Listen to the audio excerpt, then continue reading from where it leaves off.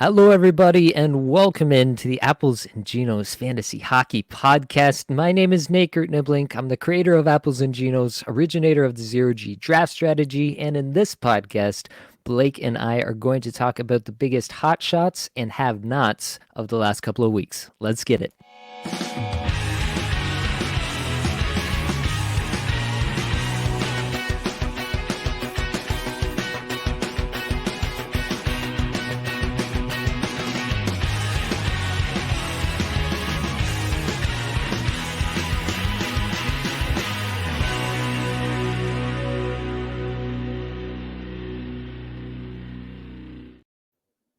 And of course, I have your friend and my best friend, Blake Creamer, here with me tonight. Blake, how are we feeling?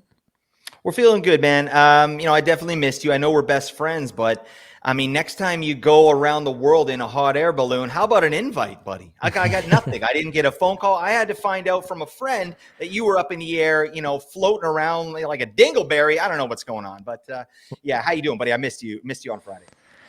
Yeah, I did feel like I was kind of floating outside of my body a little bit, but unfortunately, I was not in a hot air balloon. I was just deathly ill. I honestly, I don't think I have been that sick as an adult in my entire life. On Friday, I was just like, yeah, it was a wild experience, but slowly on the mend. You can probably still hear it in my voice. I've got a little extra rasp Oh, for the listeners this week. flinty. It's flinty. So that's Exactly. that's adding to the just the mystique of Nate and Groot Niblick right there. Love it. I have to love it. But yeah, we'll hope to get through this with a few coughing fits between the two of us. I'm sure there's plenty of listeners who are in the same boat. Everyone I've talked to has had some sort of similar experience in the last week or two. So I'm sure I'm not alone. But let's get started here. Let's start it off with some newsies. Newsies.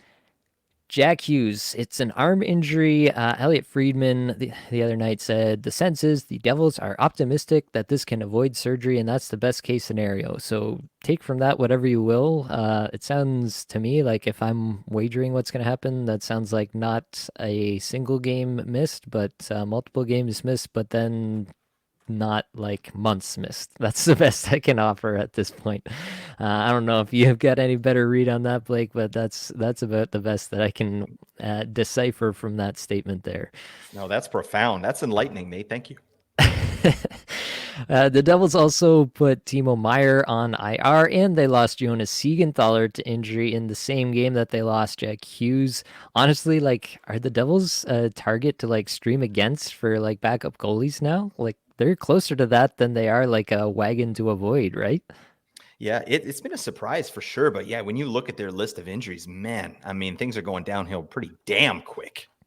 Yeah, not great stuff there. Another team that you might want to be streaming against is the Chicago Blackhawks. They've lost Connor Bedard to a broken jaw after he took a hit in the game there last weekend. We might get Fishbowl Bedsy out of this, which would be, a fun development at some point, but I imagine he's going to miss a little bit of time.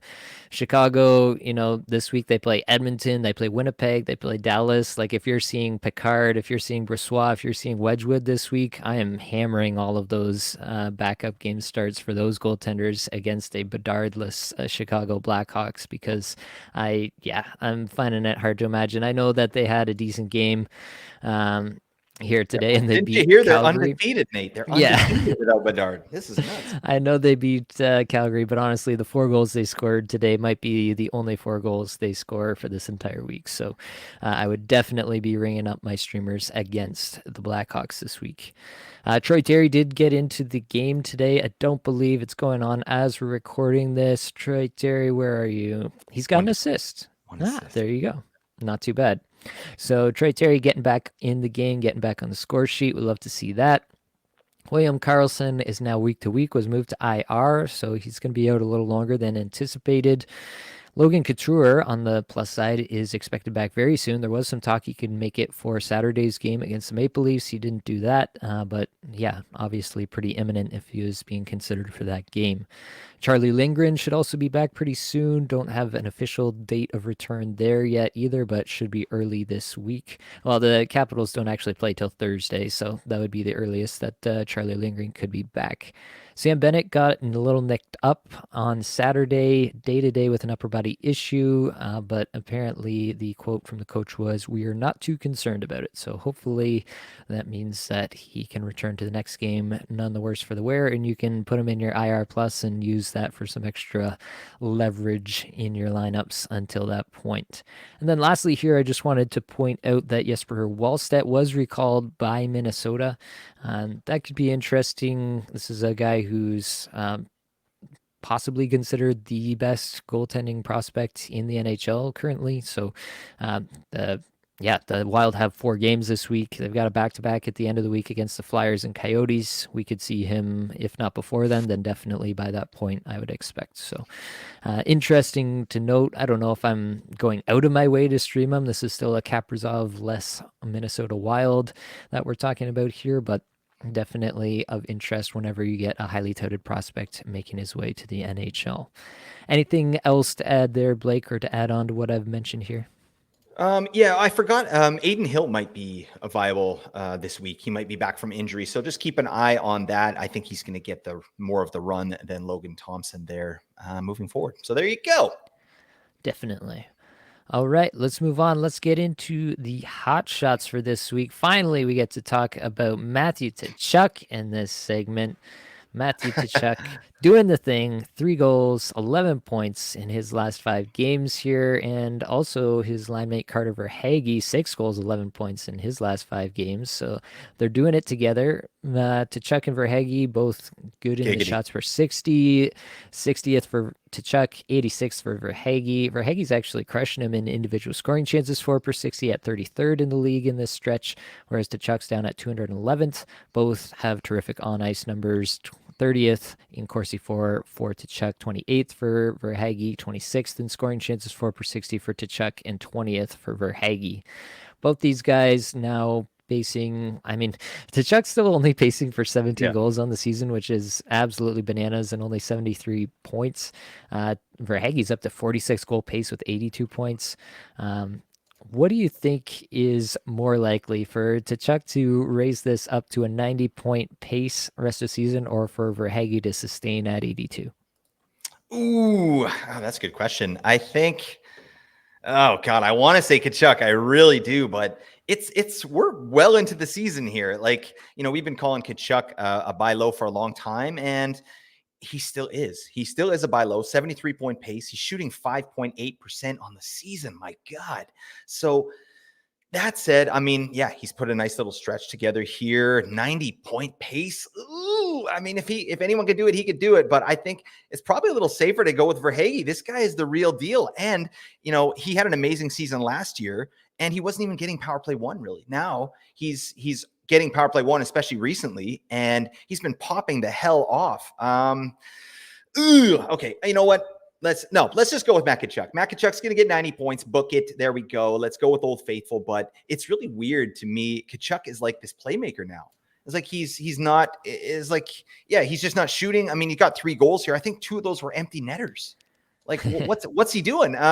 It's just weird. And I always think about that commercial that's on Sportsnet now, where he's like, "I'm coming for 40 goals." They're like, "No, you're not, buddy. You're going for 17. What are you doing?" Oh man, he just kiboshed himself. But yeah, I mean, I'm so happy to see both these players in here. But for me, yeah, Kachuk is still a little bit of concern. He doesn't exactly look right out there to me. His season metrics are great, right? So he's doing all the good things season long here, and he's obviously having a nice stretch here with his points. But something's off. Like he's just not the 5.8 shooting percentage. It doesn't make any sense. I don't know. Where are you at with these two players, Nate? Yeah, I'm still all the way in on Matt Tkachuk. I honestly Mm-hmm. think that, in terms of a point pace from this point onward, I think he could pace at a 100-point pace from this point onwards and get to 90 points by the end of the season. That kind of scenario could very well play out here. For Heggie, I'm struggling to figure out where his regression is going to come from. Averaging pretty much the same minutes as last year. His IPP's in the same realm, actually a little bit less than last year. Shots per 60 almost identical. More individual scoring chances for per 60, which makes you think he can sustain the high shooting percentage at 16%. The on-ice Corsi for, on-ice scoring chances for, both up from last year. The on-ice shooting percentage is up, but like I kind of felt like last year was a little bit low, to be quite honest with you. So overall, I'm pretty comfortable with Verhaeghe at or around these numbers. To be quite honest, I don't know if like 46 goals if he's going to finish there, but like 40 plus, I feel pretty comfortable with at this point and around a point per game. I don't mind at all. Like if you just look at some of these numbers on the season now, you're talking about eighth in individual scoring chances, 4 per 60 Yeah. for Carter Verhaeghe, fifth in Corsi, 4 per 60, ninth in scoring chances, 4 per 60. On ice numbers, individual numbers, it's all right there for Carter Verhaeghe, and he's converting. So, what's not to love at this point for Verhaeghe? And maybe he just drags to check along, and then we just had the order of operations backwards here between the two. All right, let's keep rolling. Let's talk about another guy who's been dragging his worthless superstar line mates along. Zach Hyman, 6 goals and 9 points in his last 5 games, averaging 18 and a half minutes. What do we make of Zach Hyman and his current 59 goal pace, Blake? But boom, I mean, I don't know. When you got a guy on the Oilers playing in their top six there, like we saw it last year with RNH, Ryan Nugent Hopkins, like they can pop off at will. You know what I mean? Like if you get hot and you're in the zone, like Zach Hyman clearly is right now, like 50 goals. I think that's in the wheelhouse, right? I'm not saying he will get 50 goals. Like most likely he will regress a little bit. Like his shooting percentage on the season, 18.7. Pretty darn high. You know what I mean? He's had higher than that before, but that was in a shortened season for him where he only played 51 games. So, and he wasn't playing with these units, right? So, yeah, I like Zach Hyman kind of on the pace that he's at now. I mean, we dig into his metrics here, like just crazy stuff on the season. Like he's 6th overall in the league in individual scoring chances, 4 per 60. Zach Hyman, and that makes absolute sense with with the people that he's playing with. So, yeah, I feel the way about Zach Hyman that you described Carter Verhaeghe. Like I'm struggling to see where the regression is going to come here. Like he's doing well on the power play. He's shooting way more. His shots on goal per 60 are way up. His deployment's amazing. Yeah, and he's got 8 power play goals already. Dang. So yeah, I'm all the way in on Hyman. I'm trying to remember where people were drafting him, and also what I predicted him for pace wise. I think it was probably a point per game, but I can't remember. But yeah, he's pacing for 94 points right now. That's nuts. Yeah, it is tough to figure out exactly what might change. To be honest, with Hyman from this point onwards, I do think that he's kind of establishing a level of play that I Mhm. wasn't Yeah. sure would be there. Yeah, definitely making my projection of 72 points for him look pretty silly at this point. I think that, like, just breaking down his numbers, the shots per 60 are a little bit up this year. The IPP is in the same range. The shooting percentage is obviously high, and that's why I don't think he finishes the year at 59 goals. I would struggle to see him even at 50 goals at the end of the season. Could happen because of the players that he plays with, but if I'm betting on it, I think I would bet the under on 50. But the on ice numbers are even a huge step up from last year. Like last year, he had a 73.2 Corsi 4 per 60. This year, 85.7. Like it's just knocking It's it big. out Yeah. of the park this year. It's a massive, massive increase. Scoring chance numbers up as well, and sustaining the on ice shooting percentage from last year that I thought was unsustainable. 14.84 was last year's on ice shooting percentage. This year so far, 14.45. Normally you'd say there's no way, but I mean, it's Edmonton, it's Connor Mhm. McDavid, it's Leon Yeah. Draisaitl, it's all these guys. And you just wonder if if they might be able to do this all year long. So I mean, if I'm betting on it, I am betting the under on these paces, but it's getting increasingly harder to do so, I would say, at this point. Another player who's been playing at an unprecedented level is Vincent Trocheck. He's got 2 goals and 9 points in his last 5, skating 21 and a half minutes in these 5 games. So he's definitely getting the deployment here. On pace for just 22 goals, but 82 points on the season, deferring to the newfound shooting ability of Artemi Panarin, I guess, on his line. On ice numbers on the season are really good. 27th in Corsi 4 per 60, 41st in scoring chances 4 per 60, and pretty sustainable stuff. Like still only a 58% IPP there, 10.6% shooting percentage. That could even possibly go up a little bit. 12.6% on ice shooting percentage on the Rangers on a line with Panarin on a top power play. That feels okay. Maybe a touch high, but not much. And if he's going to skate these kind of minutes consistently and be attached to Panarin and his newfound abilities as a goal scorer, like I'm struggling to find again where this Yeah. goes wrong for Vincent Trocheck rest of season. We got some true hot shots this week, don't we? Oh man, Vinny Tro, I'm here for this. This guy, yeah, like obviously this is a player that I love and have loved historically. On the ice and off the ice. I don't know where I'm going with that, but I mean, I called for him to get 70 points last year. He got 63, so that's nice. But yeah, exactly what you said. He's playing crazy minutes. And Panarin has literally changed his game. Like he's not, he's a shoot first player now, where Panarin was a setup man before.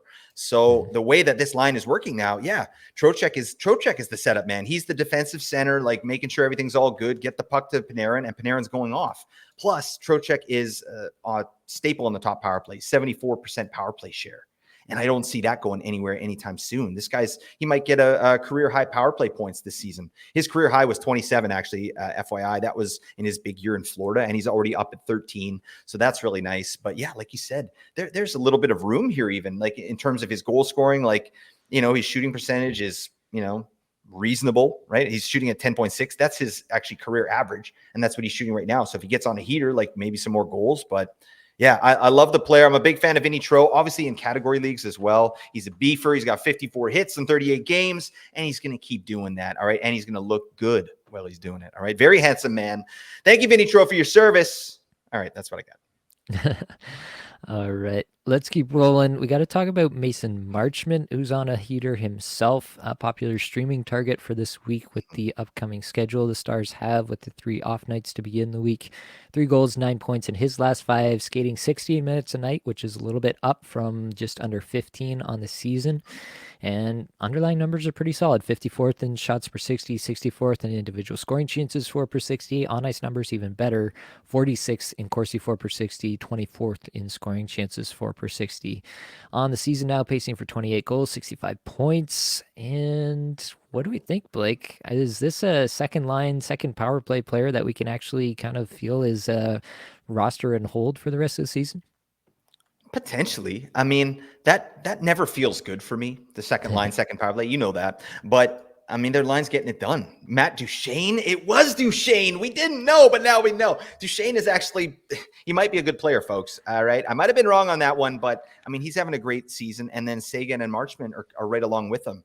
So, I don't know. Obviously, we're rostering Mason Marchment for this week because Dallas has that great schedule, and then assess after that. But there are some things that are a little, red flags. Like he's shooting 17.1% on the season. That's high. All right. He shot 8.1% last season for reference, and his career average is 11.3. So, he's on a heater, no question.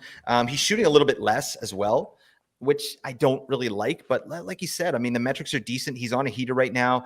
I think he's one of those guys, streamer with benefits, but if I had to guess, I would guess he ends the season on the waiver wire. And I don't think he's on a 65-point pace. I don't think he touches 65 points. I think this is a 50 to 55-point player. Maybe like once the big boys start going in Dallas, which they haven't exactly been like lighting it up. They've been really relying on the second line because they've been great. So I don't know. Great player in real life, really helping the team, but I'm not so sure I'm all in on him in fantasy. Yeah, I think that's fair enough. It's really interesting. I'm going back and looking at his previous seasons. This season looks eerily similar to that Yep. season he had in Florida, where he put up 47 points in 54 games for the Panthers. In that season, he averaged 1406. This year, 1446 so far. Had a 77% IPP. This year, 79% for the Stars. The biggest difference I'm seeing is for Florida, he was shooting 9.5 shots per 60 this year, 8.1 for Dallas. And the individual scoring chances for per 60 pretty similar, 10.1 for Florida that year, 9.6 this year for Dallas. The on ice numbers almost identical across the board, which is really interesting, including the on ice shooting percentage. Like it's Crazy. very, very similar numbers, just with one kind of lost season in between there, his first season in Dallas. So that part's a little bit interesting. I do think the shooting percentage on the season, 17.1%, is too high. That should regress, even if he is an efficient converter, which the individual scoring chances for would suggest that he should be a relatively efficient converter here. The 17.1% I think is too high. I think the 12.6 is likely to regress. I think even the 79% IPP is a little bit likely to regress. Add it all up, he's probably coming back down into like the 55-point range, and that's just, yeah, a streamer level player at the end of the day. I mean, if he gets 16 minutes consistently from here on out, then maybe that gives him a little bit of a bump and he gets back up into the 60 to 65 point range as a point pace rest of season. But I think, yeah, anytime you're talking about a player without that power play one or without that line one exposure, you're talking about a player that has the potential to go cold for, a couple of weeks at a time and kind of hurt you more than he's helping you in that time period. So that's my take on Mason Marchment. Let's talk about a couple defensemen. Let's talk about Vince Dunn first. Vince Dunn has 3 goals, 8 points in his last 5 games. He's been turning things around on his season and now pacing for 70 points on the season, going right back to where he was last year, which is really impressive stuff when you stop to think about it. On the season, a 66% IPP, which is basically unheard of for a defenseman not named Erik Karlsson. What do you think about Vince Dunn? Where would you put the over-under on his point pace rest of the season at this point, Blake? Under. Take the under. But dang, I mean, this is a guy that probably called for a bust at the beginning of the year because of the crazy efficiency that he and his teammates had in Seattle. Like they were cooking, especially at 5-on-5. Like their shooting percentage was, I think it was the best in the league, if I'm not mistaken. But I mean, the fact that he's doing it again, we have to take notice of that, right? It's, one time you're like, okay, he just had a great season. He's running hot, but I don't know. Obviously he's a very efficient player, right? He's got 7 goals on 9.3% shooting, right? And he did that last year as well. Like this might be sustainable. He's not going to get 69. All right. That is nice, but 60, he could get 60. I think that's probably pretty reasonable. And Seattle is actually playing very well as of late. They seem a little different to me, that like they're not so much like Moneyball as they were last year. You know what I mean? Where it was like 4 lines and put it in a blender and out comes whatever, right? I feel like they're a little more like, this guy's their number one defenseman, right? They have a couple players that they're prioritizing a little bit more. But yeah, I like Vince Dunn. I didn't get him anywhere. I mean, if he does it again this season, I'm going to have to look at that, right? Because yeah, he's basically doing what he did last season. Yeah, it's pretty interesting the paths that he's taken to the current production versus last year. It's very different across the board. Average time on ice is roughly the same, 23:40 last year, 23:19 through 39 games this year for the Kraken. Obviously, the IPP a huge difference, 46% last year, 66% as I mentioned this year. 9.3% shooting percentage in both of the years, like identical actually. 9.33 shooting percentage last year and this year so far. A little bit more dangerous, a little bit higher with the individual scoring chances for per 60 this year. So maybe maybe he's working on sustaining that higher shooting percentage a little bit better. That could be a scenario in which he's able to actually sustain that higher number. On ice numbers are actually better this year. 64 Corsi 4 per 60 last year, 71 this year. In the scoring chances 4 per 60, 31 last year, 33 this year. So that's good stuff from him there. The interesting part is definitely in the kind of interplay of the IPP, where he's up 20% this year, which you would think is wildly unsustainable. But he's down almost 3% in the on ice shooting percentage from last year, which was what we thought was the most unsustainable part of it last year. So if this kind of all comes to rest, you do expect that there will be some regression, but yeah, like 60 points feels really strong at this point as a point paced rest of season, and I think he honestly has potential to stay up close to this level. Like I don't think he's going to sustain a 66% IPP, but he could be in the 50s, mid 50s, even upper 50s, just given the fact that it really does seem like he's a really efficient player himself. Like he's actually taken that step and like turning into a borderline elite offensive defenseman in the league. So yeah, I'm cautiously optimistic on Vince Dunn the rest of the season. I don't think the 70-point pace is here to stay, but I do think that 60 plus should be the expectation moving forward. All right. The other defenseman that I alluded to is Devon Toews, who has 5 points in his last 5 games, including a couple of goals. Similar to Vince Dunn, averaging over 23.5 minutes per night in this stretch.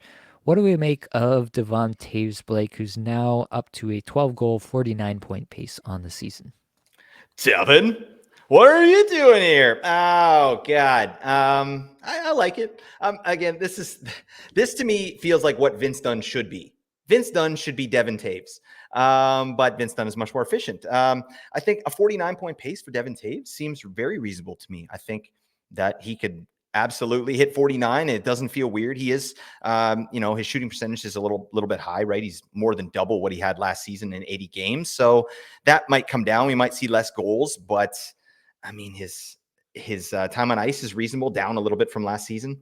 I don't know. It's just not a player I'm super excited about, but he's also doing most of this at even strength, right? He only has 5 power play points. So I do like a player that can get his own offense without having to rely on the power play. And that's what Devin Taves is. He's a great player. Plus, he's an amazing stash, right? For if when Cale Makar goes down, or now Bowen Byram is out, right? Gerard was out earlier, but Devin Taves is solid as a rock. So it's a player that I'm interested in. He's one of those boring players to me that you sort of need on your fantasy team that just consistently produces, and you know what you have with this player. And I think what we have is a 50-point defenseman with reasonable periffs as well, like 93 hits, 138 blocks last season. I could see him doing that again. That's pretty dang nice. So there you go.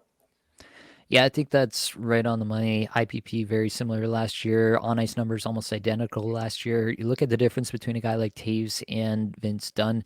Vince Dunn, like you would expect that these would be closer given the Colorado environment for Taves and the Seattle environment for Vince Dunn, but Vince Dunn's on ice numbers are much higher, and he's much more dangerous with his shot attempts, much higher individual scoring chances for per 60 number, even though their actual shots per 60 are actually fairly similar. So that's the difference that I find here. I think Taves is probably a little bit high with the 8.6% shooting percentage so far, but not that high. He has historically converted in a decently high level, like 6+%, around 7%. So not super high. I think you got it right on there. He's probably a 50-point-ish defenseman rest of season. It is of note that, the last couple seasons he'd been skating 25 plus. This year it's 24-12 is the average time on ice through 40 games for the Colorado Avalanche. So take that into account.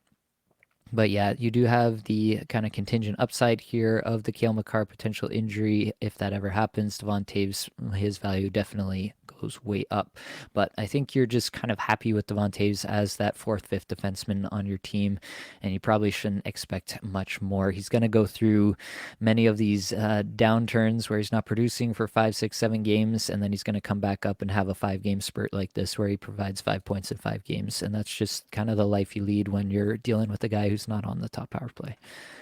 All right. Well, we do have to take care of some business here and let you know that if you are enjoying this content, we would desperately appreciate it if you would like and subscribe. We're trying to get to 1,000 subscribers on YouTube. That is one of our main goals for this fantasy hockey season, I guess. So we're getting closer, but we definitely need your help to be able to do that. If you're listening on a podcast app and you haven't done so already, a rating and review would be terrific. We definitely appreciate and read every single one of those. If you haven't joined the Apples and Chinos Discord server, you should definitely do that. It's absolutely free. You can talk to 1,000 other fantasy hockey managers in there any time of the day or night. There's somebody in there who will listen to you and let you vent about your fantasy hockey team to your heart's content. So definitely make your way in there. And if you need some additional help with your fantasy hockey team, you can check out the Apples and Ginos Patreon. $5 a month, you get the show notes for all of these shows that we do, and then you also get basically unlimited questions to ask me, and I'll answer every single one of them is what I'm offering there. And then for the $10 a month tier, you can get 1 team review per month. So I am offering that as well. All right, Blake, are you ready for some have-nots? Oh, hell yeah. What a damn champion you are, Nate. Oh, my God. Get on the Apples and Chinos Patreon for the love of Pete. All right. This guy, he'll be your best friend. See, I'm ashamed to admit, but yeah, I had to pay Nate to say he's my best friend, but it's money well spent. All right. Come on. I would never change it for a world. All right. That's where I'm at with that. Let's go. Let's move on. All right. Well, we have to talk about Owen Tippett, who has kind of waffled between being a very frustrating player to suddenly lighting the world on fire to suddenly being a very frustrating player again. He's got 0 points in his last 5 games now. still 38th in shots per 60, 16th in individual scoring chances for per 60 over the last 5 games, 36th in Corsi for per 60, 32nd in scoring chances for per 60. Underlying numbers are all still there. On the season, he's second in shot attempts per 60. Really good stuff from Owen Tippett. But now a 25 goal, 46-point pace. Do we really think that there's another level left here for Owen Tippett? Should we be buying low at this point, Blake? Hell yes. Yeah, get some Owen Tippett on your team. That's for damn sure. I mean, like, first off, like, I love the ice time that he's been getting in the last 5 games, right? So, Nate mentioned, I don't know if he did mention it, but yeah, he's like 18 and almost 18 and a half minutes time on ice in the last 5 games, including a 21-minute game in his last outing, right? So Owen Tippett, this guy's a shot monster. So obviously, it's common sense, but if he's out there for more time, we're going to get more shots. You get more shots, you're most likely going to get more goals, right? And we saw it a little bit with Owen Tippett the back half of last season. I could see that happening again with the Flyers. I mean, even just little comments that Torts made, a week or 2 weeks ago, where he's like, yeah, I got to get Owen Tippett a little more time. And he's doing that, right? Owen Tippett's on the top power play. Yeah, second line, that's fine. But I do think it's just a matter of time before Tippett starts popping off. And I think he's only like 58% roster or something like that. So you need to get this guy on your team for this week for sure. Right. But I'm a big fan of the player. Yeah, it's a little bit of a slump, but these metrics don't lie. Like, over an 82-game season, I think we're going to see Owen Tippett kind of back where he needs to be. And we're probably looking at a 55-point player, maybe 60 if he gets really hot and starts cooking. But yeah, that's where I'm at with Owen Tippett. And also, I should ask you, Nate, what do you think? If you had to choose Owen Tippett or Tyler Toffoli, all right, give me your take on this, because I need to set something straight with you. I know what you're alluding to. So in this specific instance, somebody reached out to both of us independently. We didn't know. And I said Owen Tippett and you said Tyler Toffoli. But in this instance, it's a points league with an insane bangers weight where hits are 1/4 of a goal. So that was the reason I went with Tippett there. Tippett has been outproducing Toffoli on the season, even despite the fact that he's only on a 46-point pace. So that was my rationale there. Do you want to add a rebuttal here, Blake? My rebuttal is Toffoli is the only one left in New Jersey. All right. He's going to play 60 minutes next game. All right. Damn. My rebuttal is Toffoli is top power play on the Devils, which was an amazing power play. So, we'll go with that. Plus, he's done it in the past. All right. This is a 40-goal player. All right. I don't know if Tippett's done that yet in his career. So I'm trusting Old Faithful. I'm going with Tyler Toffoli, but I do love me some Owen Tippett. For sure. Yeah, I would say that the interesting part with Tippett is that he has actually taken another step this year. The shots per 60 way up again. Like last year was pretty interesting with what he was able to do, especially down the stretch. But 10.3 shots per 60 last year, 13.3 this year. Big step so far. 9.7 individual scoring chances for per 60 last year, up to 11.5 this year. So he's really taken a huge step this year in the underlying metrics that we love to see. And yeah, that's just a sign of a burgeoning goal scoring star. So yeah, give him 18 plus minutes for the rest of the rest of the year, and give him this power play one that he's been enjoying the last little bit. And I'm absolutely on board for buy low here, and assume that he would score at like a minimum 30 goal pace rest of the season if he got that. So that part I'd be interested in. I do think that yeah, probably the ceiling in terms of the assists and everything is a little bit capped here. I think this is probably one of those guys who ends up scoring like 30 to 35 goals, but only like 20 to 25 assists. Yeah. And so you're left a little bit wanting in the overall points column, but definitely a guy who's going to shoot the lights out and he's going to score some goals when given the opportunity. So torch willing, we will have an Owen Tippett breakout last half of the season here. Another guy who needs a little bit of a breakout. We thought we had it. He was a streamer pick for both of us at different points in the last little bit here. But Josh Norris has 0 points in his last 5 games, under 18 minutes average time on ice the last little bit, 152nd in shots per 60, but still up there at 40th in individual scoring chances for per 60, 114th in Corsi for per 60, 73rd in scoring chances for per 60. I want to frame this alongside his teammate here, Tim Stützle, who's got just 1 assist in his last last 5 games. Obviously, more minutes for Stützle, about 20 and a half minutes per game in this last little stretch, 21 and a half on the season. Stützle, underlying numbers are worse. 172nd in shots per 60, 153rd in individual scoring chances for per 60, 137th in Corsi for per 60. Yeah, not great numbers for Stützle there. Obviously, these are the top two centers for the Ottawa Senators, and I don't think this is what we were expecting so much. I mean, Norris is pacing for 31 goals, 51 points on the season, so those numbers look all right to me. Probably I would have expected a few more assists along the way, but I was thinking he could score about it at a 30-goal pace on the season, and that's what he's doing so far, even with this latest cold stretch. But Stützle on pace for just 16 goals, 80 points on the season. I think there were a lot of people who were taking him early in the second round. I was not one of them. I had a fairly vocal anti-Tim Stützle stance when it was apparent that that was the ADP that he was going to get chased up to in the off season, but talk to me about your feelings about both these players now. How do you see this shaking out from here on out? Is this just the way it's gonna be from here on out? Obviously, things have not gone to plan under the new coach there in Jacques Martin. Yeah, and that's the thing to me. It's like I had a better idea and a lot more confidence when with the old coach, even though DJ Smith was, it wasn't going well. Like at least I knew what to expect. Now with Jacques Martin in there, and the fact that they look even worse right now, like they're getting shut out. They're barely getting goals, right? And now their top stars are going silent. So it's concerning for sure, right? And then just Ottawa's metrics overall on the season, right? Like I dug in a little bit. They're sixth worst. So 5-on-5, Ottawa's sixth worst in scoring chances for per 60. So that sucks. They're fourth worst in scoring chances against per 60. So what the hell? And they have the ninth worst save percentage, right? And top it off, they got the worst PK in the league. So that's very concerning, right? And now we're talking about two of their players who are on cold streaks. So, what we said about Norris, I think holds water. I think this player will be back. He's a staple on the top power play, right? Yeah, he's getting second line, but the top six in Ottawa, technically should be they should be good to go, right? And Stützle, I'm a fan of the player, right? You definitely poured water on my Stützle love in the preseason here, and it makes sense, right? I was able to sort of change my thoughts and my expectations for Stützle. Like, I was expecting like a 40-goal Stützle, and I don't think that's in the cards. Certainly not this season, but it might not be in the cards moving forward. He might not be that kind of player, right? But yeah, this is obviously no good.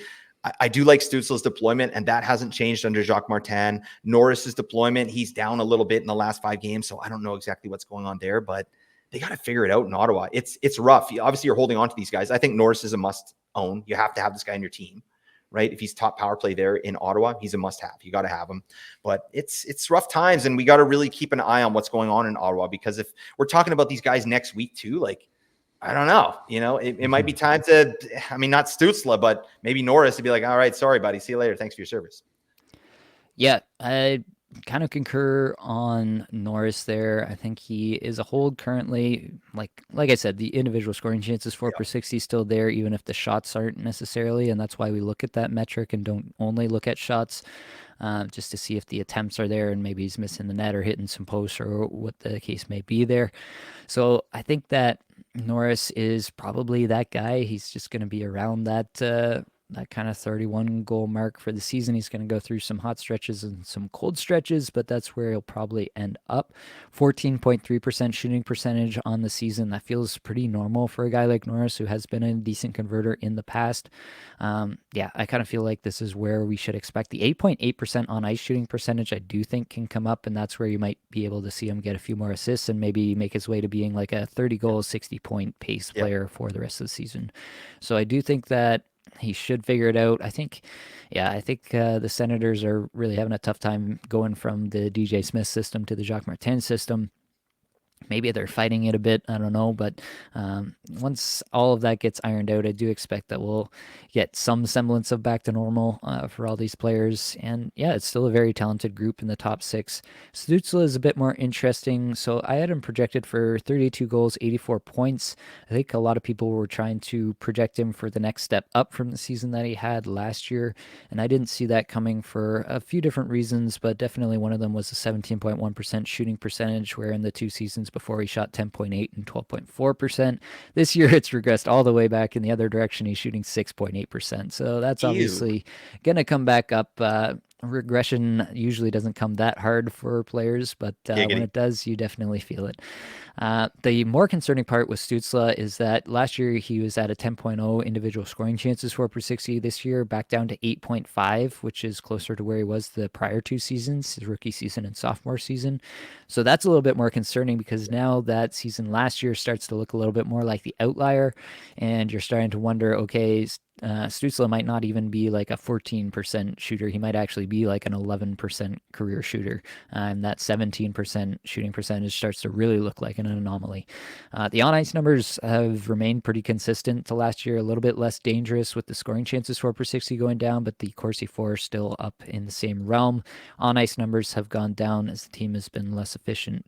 So all that put together and melded together. And I do think that Stutzla has a rebound definitely in the goal scoring coming his way, but I'm not anticipating that he's going to turn into a major. Like I said, I projected him for 32 goals. I was with a 14.3% shooting percentage. I think that I might adjust that a little bit down based on what we know at this point. And you might be looking at a guy who's a little bit closer to like a 25 to 30 goal scorer in most seasons.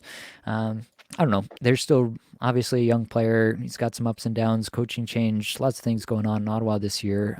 Don't want to discount that possible impact either. So there's many chapters yet to be written here, but yeah, definitely the floor is lower than I thought it was for Tim Stutzla, even with my kind of bearish projection relative to the industry this year.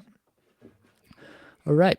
Let's move on and talk about Joel Eriksson Ek. So, Joel Eriksson Ek just 1 assist in his last 5 games despite skating over 22 minutes a night, 12th in shots per 60. So, it's not for a lack of putting pucks on net. 59th in individual scoring chances for per 60, 47th in Corsi for per 60, 88th in on ice scoring chances for per 60.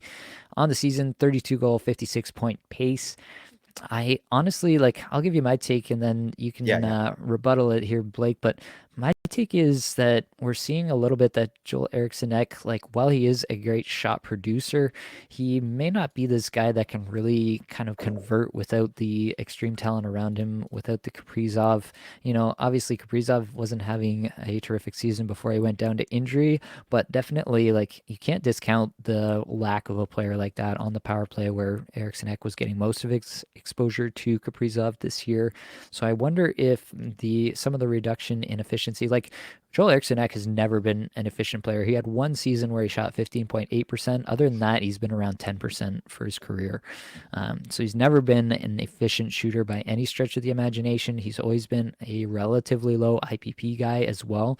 So he's always been more of a volume guy than an efficiency guy.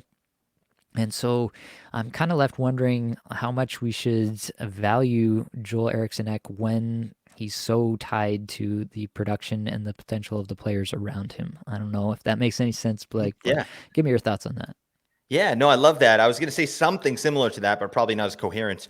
Yeah, like I think exactly like this guy. This is what Eriksson Ek looks like without Kaprasov, right? Or Boldy was out for a little bit, right? Like he's clearly a player that needs other players to help him produce, right? Obviously, in real life, this guy's a beauty. He's a great hockey player, right? And he's amazing in category leagues as well. This guy already has 74 hits in 38 games, and he's shooting the lights out, right? But I think he's a bit of a chucker, right? So that all said, I'm not worried about the player. Like when you got a guy who's popping off like this with the amount of shots, like eventually his luck metrics are going to go up. Right. And he's going to get that on ice shooting percentage. He's going to get his shooting percentage, all that stuff. The IPP is going to go up a little bit. So I'm certainly not concerned about Eriksson Ek. And I think with Kaprizov coming back, like is only 1 to 2 week diagnosis there for him. So, I think it's probably going to be on the lower end of that. Like, yeah, he took a couple cross checks in the back, but I could see Cap coming back fairly soon. So I'm not concerned about the player. It does suck, but I think we need to manage expectations on Eriksson Ek. Like last season was probably ceiling Joel Eriksson Ek, and he was at a 64-point pace. And right now he's on a 56-point pace. So it's not that far off. You throw Kaprizov back in the mix, and like look at this guy's deployment. That's the other thing that's amazing. Like last 4 games, 20 minutes, 55 seconds, 24-26, 20-52, and then last game, 25-30. bang.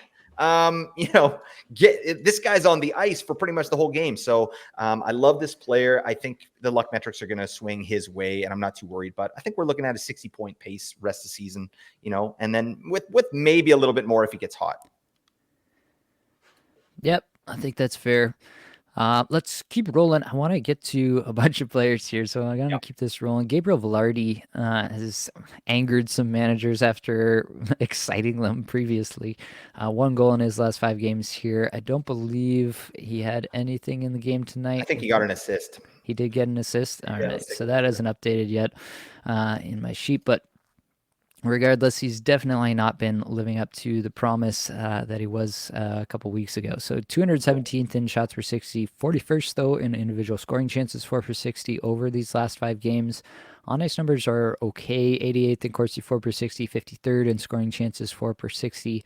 On the season now, 33 goal, 66-point pace. He's only played 20 games due to that injury that he sustained earlier in the year.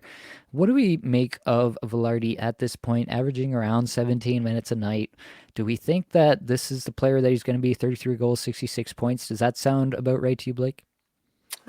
It sounds a little bit high, to be honest, but not way high. Like I think 55 to 65 points for Velarde makes sense. I just don't like the deployment, right? And it's kind of that Rick Bonus situation, right? Like I'm looking at the box score for tonight. He played, 16 minutes or whatever it was, and Ehlers got 15, 17.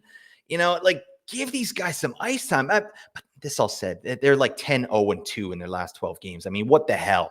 Do whatever you want, Rick Bonus. I don't care. Like you obviously know what you're doing, but for fantasy, it's just not ringing the bell for me. You know what I mean? Like, plus he's one of these guys that relies on efficiency. So said it a million times. What happens when the efficiency goes away? Well, now we're talking about him as a have-not, right? So I think as long as you're willing to have these kind of situations go on, right? He's not getting a ton of deployment like he was for the first little bit of that hot streak. Like he was playing 20 minutes in some of those games, and now he's back down to 16. So that kind of says it all to me. I don't like the volatility with the deployment. So I'm still holding him though. I think you got to hold him if he's first line in Winnipeg, and Winnipeg is a certified wagon at the moment. You got to hold him, right? He's power play 1 and he's on line 1 there. Even though he's getting 16 minutes, I think you got to hang on. I think that's some of these numbers will come back, but I don't know, 66-point pace. I'm not there. I'm taking the under on that, Nate. Yeah.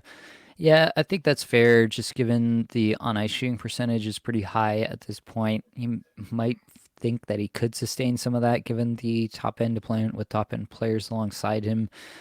But yeah, he's never been a guy with a huge IPP. Last year was kind of one of the better marks of his career with LA at 65%. He did have a higher one when he was further down the lineup, 74%. His kind of first real season of 54 games.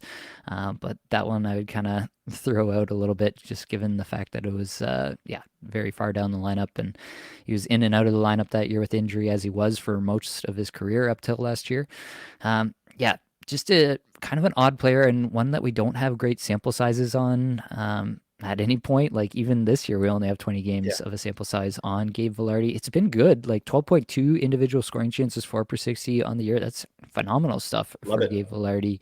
The on ice numbers look really good on the season as well. It's just hard to really parse through this and try to nail down where he'll be, if he'll be a guy that you have to roster rest of season, or if he kind of fluctuates a little bit more towards a streamer at times. I'm holding him for now. I think he's probably going to be a rest of season hold at this point, and you're going to have to just take some of the hot streaks and the cold streaks, and he might go through those periods, just given the fact that he's not going to skate, 18 plus minutes a night all the time. But yeah, I think that Velarde is an interesting one to say the least, and one that I'll definitely be puzzling over when it comes to the offseason when trying to project for the following season. All right. I do want to touch on a few defensemen here before we get out of the have nots. So, just briefly, I don't want to bang this drum too hard because I've banged it a few times already, but Moritz Seider, once again, is not having a terrific season. So the game is still ongoing as we're recording. I'll just double check. He doesn't have a point here. So that's marking at least the sixth straight game now without a point so far for Moritz Seider. Back up. There was a time where he wasn't getting minutes. He's back up in the minutes department, almost 23 minutes a night through the last 5 games. 196th in shots per 60, 94th in individual scoring chances, 4 per 60. On ice numbers are a little better, 64th in Corsi, 4 per 60. So, all things told, he's on pace for 11 goals, 46 points. Now that I mean, to me, it seems like, you can correct me if you think I'm wrong here, but to me, it seems like Detroit has a little bit solidified their roles for some of these players. And I mean, Moritz Seider is leading. I'm going to have to eat my words a little bit because Moritz Seider in this game that's going on right now is leading the team in power play, leading all defensemen in power play time on ice. So I don't know if that's top power play. I'll dig into that while you give your take here. But I feel like this is a player that was never guaranteed to have top power play, and that was my biggest hang up with him. We know the peripheral floor is immense with Moritz Seider. He's going to hit, he's going to block, he's going to do all those things. But the fact that he's not a big time shooter, he was never billed as a big time offensive producer coming out, and he really just broke onto the scene with a 50-point rookie season, and everybody assumed that he would build on that. I don't know if we can safely assume that. So give me your Moritz Seider take, and I'll try to figure out if he is on the top power play here. Yeah, sure. I mean, it's just never a player I was very excited about either, power play one or not. Like this guy kind of, it's not his fault, but he came out and had an amazing rookie season, 50 points in 82 games. Bang. Like now that's the expectation. We expect him to do better than that. Like, what if he doesn't? What if he never gets better than that? Like, he's still an amazing player. He's still a unit. This guy's crazy, but what do we expect? Like, he's on a 45-point pace. If I all depends on your format, right? If you're drafting Moritz Seider in a points league, first off, why?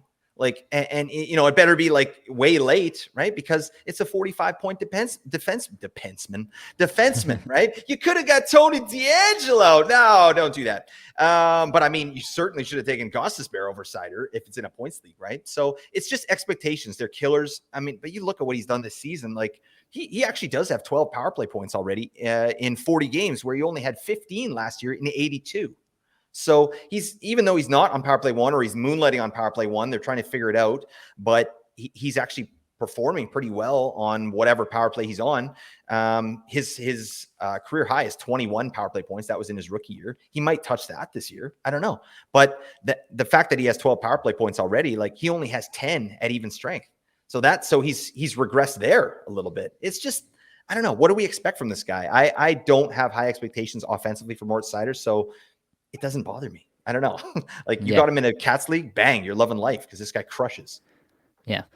Yeah, I feel similarly. So I've uncovered the mystery, and it's more mysterious than even I thought. It looks like Detroit is going, and honestly, I haven't checked their power play for a couple of games, so maybe they've been doing this a little bit more than I've realized. But it looks like they're kind of splitting the units a little bit here. So they got Kane, Fabry, Sprong, DeBrincat, and Seider on one unit, but that means Dylan Larkin is on the other unit with Gostisbehere, and then David Perron, Lucas Raymond, JT Compher.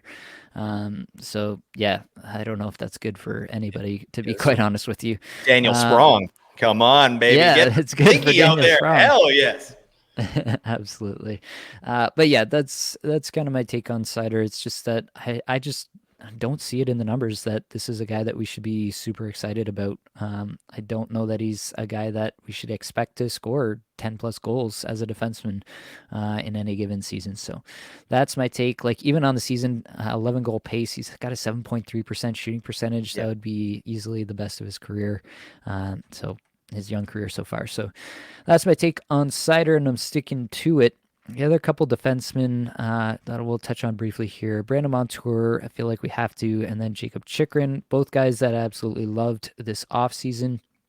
And honestly, I'm kind of just holding pat. Brandon Montour is really curious case for me. Just one assist in his last 5 games. Had no points in the 8 goals that the Panthers scored on Saturday, which was mind-boggling. Still skating, top power play, almost 23 minutes a night. 81st in shots per 60 in the last 5 games, but 10th in shot attempts. Like, hit the net, man. Like, come on, do something for us.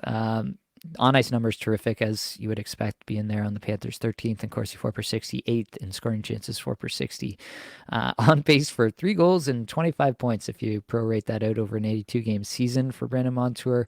I don't know what he really needs to get untracked here, but I have to believe, just given the absolute insane amounts of shots he's trying to get towards the net, that things are going to trend up for Brandon Montour.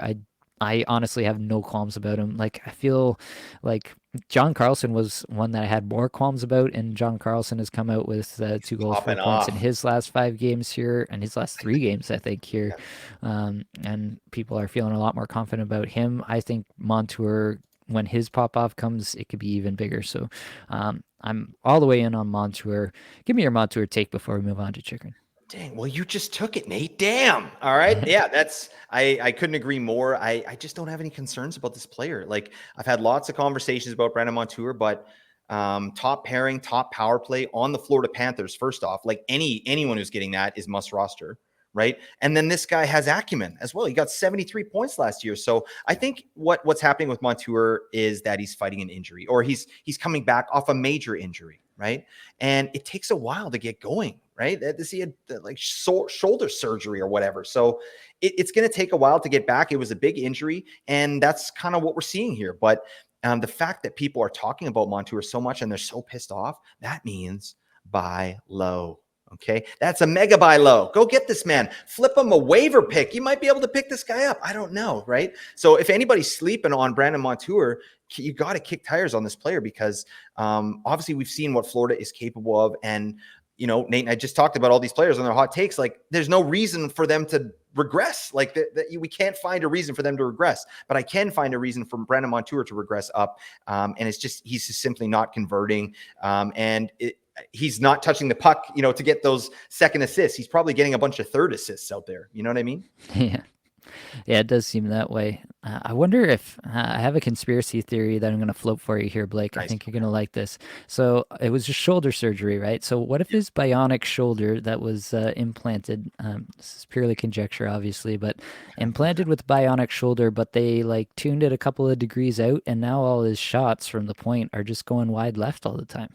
Oh, dang. Are you talking about like a Manchurian Candidate kind of situation? Like you know, you ever seen that movie? They just Yeah. flick that switch, and then Montour's like, oh, and then he just shoots it over to the right, and you're like, what are you doing, my guy? Hit the net for the love of Pete. I think there's something to this, Nate. We got to look into this. I don't know who needs to know about this, but if anyone has the information, you know, just DM Nate incessantly at all hours. All right, there you go. Perfect. Yeah, and then Chikrin, I do want to touch on 1 goal, no assists in his last 5 here. 22 minutes a night, 34th in shots per 60, 48th in individual scoring chances, 4 per 60, 22nd in Corsi, 4 per 60. So actually pretty good considering that most of the other guys in Ottawa have not been up there. So it does actually seem like he's been driving some play. I mean, on the season, he's pacing for 16 goals, 59 points. Like, Yeah. I'm just not concerned about Jacob Chikrin, even without the top power play. I thought he'd have really strong numbers, and this is honestly even better than I thought to this point in the season, given that he hasn't had top power play pretty much at any point this year. So I'm fairly unconcerned. I'm where I've got Chikrin. I'm just kind of accepting the fact that I'm not going to get the explosion that I was hoping for, but I'm content with what he's giving me. Yeah, I don't have much to add there. The only concern for me is Ottawa as a team and what's going on, like kind of with their vibe, right? Like, that's affecting everybody. But Chikrin is a guy that's getting it done on power play too, right? He's a goal scoring defenseman, double digit goals for this guy. It's going to happen again this year. I'm a big fan of the player, and if he does get power play one, bang! I feel like, you know, he has a pretty high ceiling as well, but his floor is mega solid. 59-point pace. We'll take that from Jacob Chikrin all day. So yeah, I love this player. I'm not concerned. All right, let's move along then. But first, I should say, if we didn't talk about a player that you do want to hear about, make sure you join me for every Monday, 8 p.m. Eastern Time. Took a couple weeks off with the scheduling, with Christmas and New Year's happening on Mondays. Wasn't able to do the Puzzling Players stream the last couple weeks, but we're back. I'm excited to do it once again on this Monday, January 8th. So definitely join 8 p.m. Eastern Time live stream. Going to talk Puzzling Players, get in the the Apples and Geos Discord, I'm going to put out a call for those puzzling players, and then everybody submits a player, gives thumbs up, and kind of have a democratic process about the players that we talk about. So if you didn't hear a player that you really want a take on, then get in the Discord server and watch for that ping and get your player talked about tomorrow on Puzzling Players, or just join live and submit it as a live comment. Usually I have enough time in the segment to get to all those as well. So let's join in for that, and it's always a good time to chat live with people there. All right, Blake, under the hood it is. I want to talk a little bit about Jamie Drysdale. So Jamie Drysdale, since he's returned, has from his injury, has been pretty terrific, to be quite honest with you. So I've got the numbers before the game tonight, which is where I'll start here, and then maybe we can check out what he's able to do in this game that's ongoing. But Drysdale has honestly surprised me, to be quite honest with you, over the last little bit. I think that like 10th in the 7 games since his return. He's 10th in individual in shot attempts per 60 amongst all defensemen in that span. He's averaging 21 and a half minutes a night. I didn't think that would happen right away. He's at 6.8 shots per 60. That's in a good range. Anything 6 plus for a defenseman is a good range in my book. So yeah, I think that Drysdale's come back at like probably playing the best hockey of his career, to be quite honest with you. Obviously a young career at this point for Drysdale. He's maintained a role on the top power play. I'm gonna double check and make sure that he maintained that in the game. Yes, he did. Okay. Just making sure he maintained his top power play role. And what happened in this game? We got any Drysdale points here, Blake? Yeah, he picked up an assist on Trevor Zegras' second goal of the night. Oh my God, go get yourself some Ziggy. Even strength assist for Jamie Drysdale. So some of this underlying statistics may be coming home to roost for Jamie Drysdale here. So like to see that. But yeah, I'm cautiously optimistic about Drysdale. You know, it's Anaheim, right? So we're not like super excited about some kind of exceptional point ceiling for the rest of the season or anything. But I do think, you know, another year, all these players, Zegras has had a terrible year getting on track. Hopefully tonight is, with the 2 goals here, is a good start towards him getting on track. Terry just coming back from injury again. And yeah, you just hope that they can get everybody healthy and they can start to build some momentum there in Anaheim. And yeah, this is maybe more of a dynasty or a deep keeper take on Jamie Drysdale, but I'm cautiously optimistic here. I was honestly not excited about Jamie Drysdale at all going into the season, but in these 7 games, you know, it's a 7-game sample size. A lot can change, but it's a 7-game sample size that's absolutely worth noting, in my opinion. He's up there with like the Brandon Montour, Eric Carlson, Brent Burns, Cale Makars in this last little stretch. So it's a good company to keep in terms of the shot attempts when you're a defenseman. So Jamie Drysdale, somebody I think you should be keeping an eye on. Definitely, like, I think in points leagues at least, he's somebody that you can stash as a 4th or 5th defenseman on your roster, especially Anaheim. You know, they'll get the off nights on a bunch of weeks. Definitely a terrific stream for those weeks. What do you think, Blake? You think Drysdale can be more than just a stream for the rest of the season? Maybe. I mean, in a deep league for sure. Like, I think even in a cupful 14-team league, Jamie Drysdale should probably be on our roster, right? Yeah, I remember a podcast you did last year at the end of last season. It was things you learned from your fantasy season, and one of the things was getting power play 1 defenseman late, and that's what this guy is. Like, Yeah. he's probably on your wire. I don't know. So I think he's viable at the very least. Like, is he going to pop into that kind of situation? Probably not. But he's definitely viable. He's going to be power play 1. I don't see. I think he'll probably have it the rest of the year. Like, they're giving Mintyukov the 15-minute treatment right now. So, and Cam Feller's on power play 2, and he's fine over there. So I think Drysdale's definitely viable this season, and I like the spotlight on the player for sure. I have him in 2 spots currently, and I'm not dropping right now. So there you go. All right. Why don't you keep rolling? Talk to me about your move of the week. Yeah, sure. Yeah, it was a great week. I'm doing really well in my matchups. Subtle brag, actually just a brag right out in front of everybody's face. But yeah, the move that really helped me in 2 spots is I added Martin Jones. Once I found out that there was a potential he was going to play the back-to-back on Tuesday, Wednesday, or whatever it was. And he did play the back-to-back, and he got a shutout in one of those games, and then 1 goal against on the other game. It was just a great way to start my week off, and I smashed those matchups. So, yeah, to me, it was just really a no-risk play. Like, if he stunk, I could easily drop him. Like, this is 0G 101 right here. Like Martin Jones out there, Samsonov is on waivers, bang. Like and now like the upside of this is Martin Jones could be potentially a rest of season hold if he can, like if Samsonov doesn't come back up or they don't go out and pick up another goalie, like they're rolling with Jones, right? And that's a good team in front of him.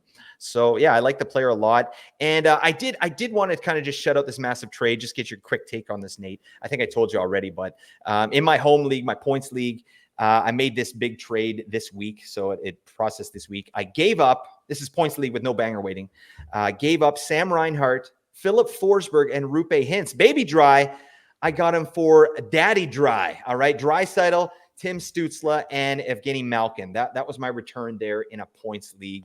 What say you, Nate? Yeah, it's an interesting one. Like in terms of depth, like you're definitely like valuing Draisaitl obviously as the top end player there, and building in some fall off for Sam Reinhart as the current top point scorer there. I think that's fair. I think Stützle should be, yeah, point per game player. Forsberg, point per game, maybe a little plus. Hints roughly in that same category. I think I'm just so into getting the best player in the deal, because Draisaitl is like I fully I fully understand what Sam Reinhart has done so far this season. But if I'm thinking to myself about which player in this deal is the most likely to win me weeks and win me playoff games, come that time, then Draisaitl's that guy for sure.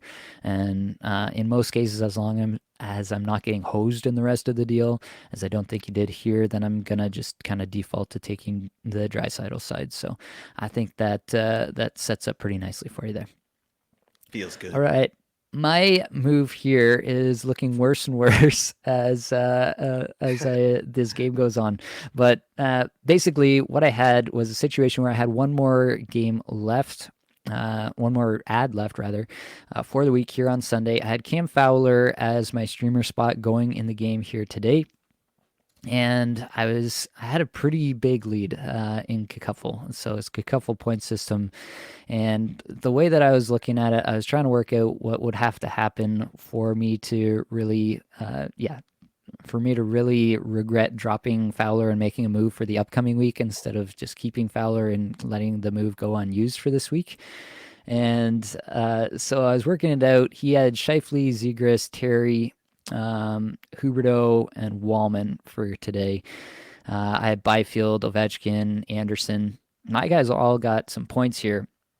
Actually, I made this move after the early window, so after the first two games had gone through. So I already knew about Huberto's points versus my Anderson, Ovechkin, Byfield there. So it was basically just his Scheifele, Zegras, Terry, Wallman couldn't score like 30 plus points, which you look at it, it's like they have to have a couple of players with 2 goal games, plus he has to pick up an assist or two somewhere. So Scheifele has 2 goals, Zegras has 2 goals. They might be headed towards overtime here. Oh my goodness. Terry has an assist, and I'm now only 5 points up, just praying Oh that my Lord. Terry and Zegras and Wallman don't factor into whatever the final goal might be here in this Detroit Anaheim game. That being said, I do think it was the right play. I think that in like some like 90% of outcomes, you don't have this like extreme scenario where these exact players all have like 2 goal games, all have points, all have blocks. Like Jake Wallman has 3 blocks. Maybe that's actually predictable because Wallman has been a block machine this year. But yeah, I think you got to look at this in sort of a range of outcomes scenario. So maybe you might run into this situation like 3 times throughout your year, where you're looking at a player and you're like, okay, this player starting Cam Fowler has a really low chance of actually mattering towards the outcome of my matchup, and if I lose, I go down to 7-6. If I win, I go up to 8-5. So it is like it's a good swing. It's not an insignificant swing in the grand scheme of things, but I really think there's like a 10% less chance, 10% or less chance of this actually coming to pass. And I'm just willing to take that swing. Like I said, 3 times you make this move throughout the course of your year. Maybe it blows up on you once. That's still 2 times that you're able to set yourself up. And in my case, I was able to set myself up by grabbing bench Kuzi Oh for yeah. his Monday, Tuesday back to back to start the week here. And so in the grand scheme of things, I thought like the chance that Cam Fowler is the guy who has the exact amount of points that makes the difference in this matchup is just so small, given the distance that my opponent had to cover, even though he's been able to do that to this point. I just figured that the best situation was to set myself up for the following week and get a head start. I had a ton of points for this week, so my points for is already really good. It wasn't like I'm chasing points for as a tiebreaker in this league. So, yeah, maybe somebody else might disagree with me, but that's a move I made this week, and I think it's a kind of an interesting one. So I thought I'd bring that up here. And I don't know if we have to go through this last little part here, recap the head-to-head streamer deathmatch. My Dylan Strome had 16 points this week. That's a really good stream, wouldn't you say, Blake? 2 goals, 1 assist. Did really good stuff. 16 kickoff points for Dylan Strome. And then you had Blake Coleman, who had 21.75 points. Blake's up 7-5. That's it for this one, folks. No, Blake, That's I'll let you have your moment. Talk to me about your prophetic stream of Blake Coleman here. I'll tell you what, I got 2 words for you, Nate. Foregone conclusion. Okay? Oof. When you pick Blake the Snake Coleman, you know you're going to get the dub, and that's what happened. All right. I love me some Blake Coleman. Damn, do I have to keep this guy on my team? I have him on 2 spots, and I can't bring myself to drop him. He had he didn't have a good game today, but he had 21 minutes. They're giving Blake Coleman 21 minutes, buddy. Yeah, he's the new Boone Jenner. All right, Blake Coleman, you're the new Boone Jenner until Boone Jenner is off the IR. All right. This week we got my Tyler Seguin versus your Alexis Lafreniere, so we will see how that goes. But that's all we've got for this episode. Hopefully it brought you some value. Hope you get a little bit better at fantasy hockey today. All the advanced stats you heard today came from Natural Stat Trick, which is a terrific free resource. Many thanks to the band They're There for supplying the music for the podcast. Be sure to check out their Spotify as well. That's it, folks. Much love.